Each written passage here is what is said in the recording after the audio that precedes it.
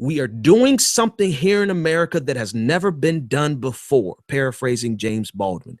We are creating a collective society out of disparate and different and unique people, each of us trying to find our own way in the hodgepodge of American history that is both disgusting and beautiful, both bloody and noble. We've done some terrible things as Americans. From the day we step foot on American soil, we've done terrible things, but we've done some good things too.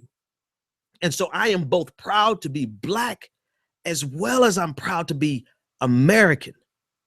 I do not have to choose, Bill O'Reilly, whether or not America is going to come first or whether or not Black is going to come first. I don't have to choose. See, in the minds of people like you, who have been able to hide and go along with the flow of American history without anyone ever telling you that you were different, without anyone ever discriminating against you, without anyone ever trying to tell you that this is not your home.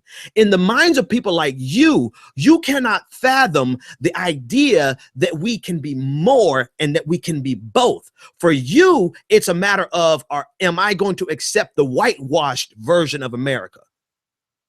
That's the problem for you. And so people like Bill O'Reilly and Fox News and a lot of conservatives, they want us to dismiss our culture, our heritage, and accept the whitewashed version of American society.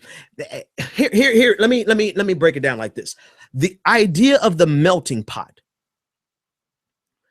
There's two conceptualizations with the melting pot. America's supposed to be the melting pot, right? You have some people who feel like that melting pot should melt away all of our uniqueness. You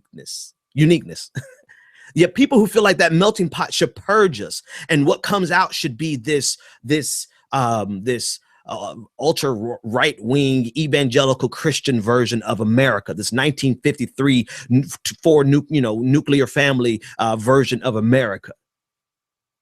But what they fail to realize is that the melting pot changes the pot as well. That we are not going to, people who are inserted and mixed in this culture are not mixed to come out and look like you and act like you and have policies like you and play politics like you. No, the melting pot changes the very nature of the pot itself. In other words, every unique individual culture that is placed in America is going to change America, and is going to change it for the better.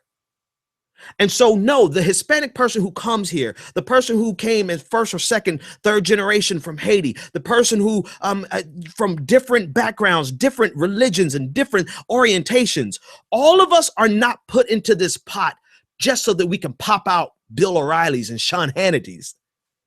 It's so that America can become that new thing that has never before been seen. In the history of mankind, there has not been a society that was both unique and unified. There's not been a society where people have been able to maintain their individual culture and lend the uniqueness of that individual culture to the collective culture of America. There has not been a society. Most societies throughout history, most have been homogenous. And it has been one culture, one nation, and one state, which were all the same thing and completely inseparable. You couldn't tell the difference between the nationality and the state that they were affiliated with, because it was all homogenized. But in America, we have all of these unique individual identities, all of these unique individual cultures, all of these unique backgrounds, all coming in, filtering into this pot. And as a result, the pot itself changes, and it must change. It has no choice but to change. And therein lies the struggle of today. The struggle of today is between people who realize that our differences make us stronger against people who are terrified of our differences.